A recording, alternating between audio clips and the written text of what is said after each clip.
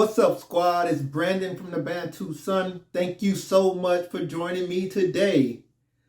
I just got through reading a very disturbing piece in Reuters investigative report on the violence that's occurring in Sudan. And I really think that, I don't know if it's intentionally, but I can't assume the best intentions on this. But this has pretty much been made benign news in the major media outlets. I haven't seen this well covered in many places. When I created this media outlet, I named it the Bantu Sun. I could have named it the African Sun. But the reason I chose to go with the naming of the Bantu Sun is because I wanted an outlet which will become synonymous with land, history, and culture, about or centered around a people that transcends land, history, and culture. And the reason why this is so important is because if you were to look at the conflict in Sudan, you would think that this is a tiff between brothers, a skirmish between neighbors, instead of the incursion of strangers. There have been a series of mass graves uncovered in Western Darfur. Now, what Reuters did was, through their investigative report, they utilized a lot of satellite imagery to look at the changing landscapes and identify the location of many of these mass graves. You see, there's two conflicts going on in Sudan. There's the cover, and then I would say it's the numbers, right? So the cover is what you see in the headlines. Khartoum divided between the Rapid Support Forces, the RSF, against the standing government. Okay.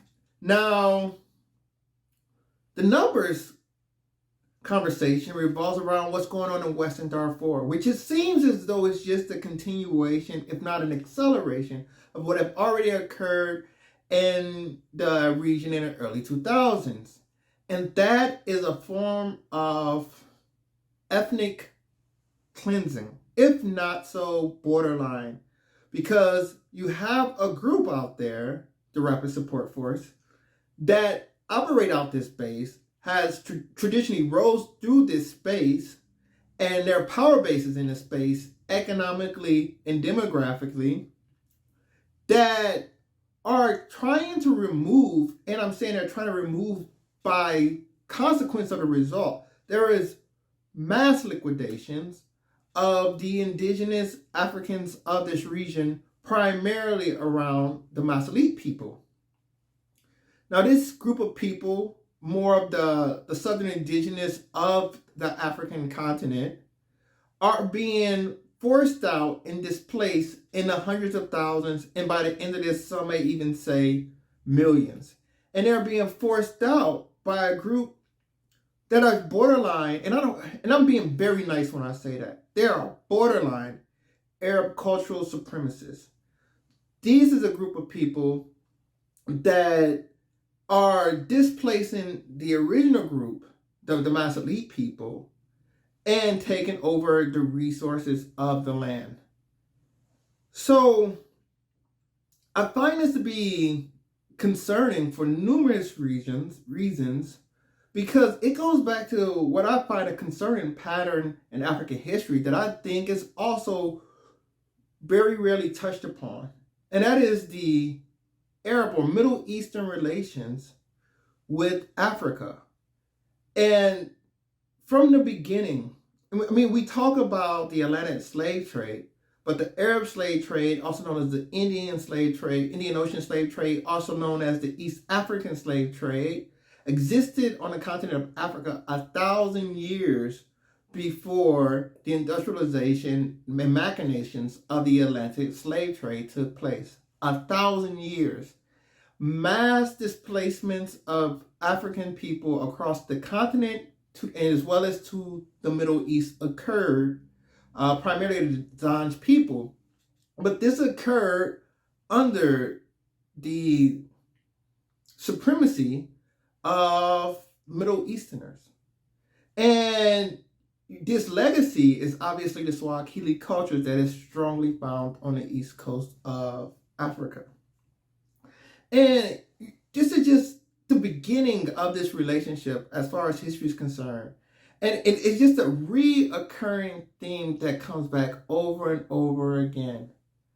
The Arab League stretches across Africa, the continent of Africa, like an imposing arch from the west coast on the Atlantic, Mauritania, all the way across the northern sphere through the east coast, bordering the Indian Ocean in Somalia.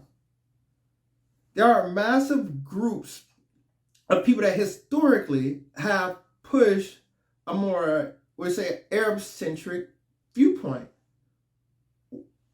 When you look at the structure of Africa and the economics of Africa, it seems as though the mentality is always looking west, but the actuality is going east. I'll give you an example. Al Jazeera just did a documentary based on, Al Jazeera is Qatari based. Al Jazeera did a documentary based on the gold mafia, where they expose an expose around how the wealth of Zimbabwe through its gold is pretty much taken out the country. And do you know where it lands at? Even the dirty money, do you know where it lands at? Dubai. People talk about Gaddafi, rest in peace, but they talk of him as a Pan-Africanist. But he was also Arab supremacist. This is fairly lost. People don't mention that he invaded Chad and that there was a war. And through French support, the Chadians were able to resist this invasion. But Gaddafi also dreamed of a broader empire, broader imperialism. And I think this is what really frustrated the West, because he was such an empire builder. You know, the West, they like to keep the empire building to themselves. But he was contemplating and putting in place an empire that can stretch all the way from Western Africa up through to the Levant. Like, this was his dream. And he even created different types of groups that he can utilize to try to carry this out within. And they was going to primarily rely on the Arabic groups of the Sahel united and imposing their will on the more sub-Saharan African groups within Africa. So you take that, and he was going to form this group to an organization called the Islamic League. So you take that as another encouragement. So whether it's the slave trade, whether it's the current situation you have with Sudan, whether you even in the names that they're calling the Maslid are basically becoming, their name is becoming synonymous with the word for slaves. This is how they're being seen by the RSF. Because don't forget, the RSF comes from the Janjaweed, and the Janjaweed kind of comes from this Islamic League that Gaddafi started decades ago. And so you have all of these different pieces coming together, and you really see, as I always say, that I feel as though Americans' view of Africa has always been neglect and deference. I don't see the fingerprints in Africa, right, as prevalent as I see the fingerprints of America in Europe or Latin America or even parts of East Asia. It's always seemed America has kind of taken a step back. But there is massive energy and hate for America and the West in general, which I find to be interesting, because if you look at the actual inquisitions, when you look at the flow of capital, when you look at the structures and demographic changes that have affected Africa the most, have they been harmed more from Western policies? Or can you say there's a debate that can be had, yet that the relationship between Africa and the Arab Peninsula need to be revisited, especially considering the contentious nature of the Arab-African relations. This is not a neighborly love fest. Like, how many times have you heard these stories of I'm African, but I'm Arabic, such as the case in football that occurred not too long ago, where we had players that saying, thanks, I'm proud to be Arabic, proud to be African. But remember what he says this, he's looking to the North African region, not to the greater African continent. So when you put all those things together, there's a famous quote, if you want to know who rules over you, ask yourself, who am I not allowed to criticize? And because I hear so little talk coming about this relationship and the negative impacts between Africa along with its Arabian neighbor, I find it to be very concerning. I find it's almost a form of, it makes me think that maybe Africa don't really hate the West. It's more envy than it is of anything else. Because this was seriously a situation, they would have the same animosity.